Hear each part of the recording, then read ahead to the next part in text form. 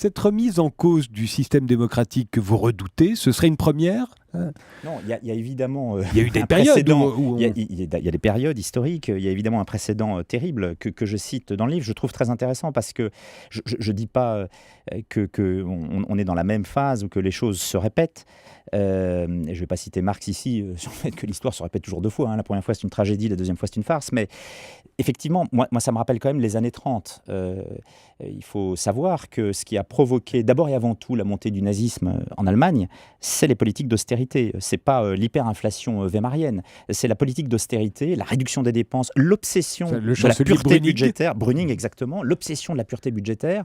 Le type est extrêmement fier d'avoir remis les comptes à l'équilibre. Oui, mais entre-temps, il a doublé le nombre de chômeurs qui sont passés de 3 à 6 millions. Bon, évidemment, quand vous avez 6 millions de chômeurs dans un pays et que ça touche particulièrement les jeunes, il ne faut pas s'étonner derrière des conséquences politiques et sociales absolument catastrophiques. Alors, il y a ce précédent-là. Je ne dis pas qu'on est dans une phase de même nature. Je dis que le risque, c'est... Non, je souris parce que je vois que je suis trop long. Non, pas du tout. Je vous ai dit qu'il restait une minute. Voilà. J'ai été gentil, je vous l'ai écrit. Mais le risque, c'est ça. C'est à la fois le repli sur soi à tous égards, c'est-à-dire la montée de l'individualisme, premier risque, et le repli sur les frontières nationales en Europe, deuxième risque, à mon sens très grave.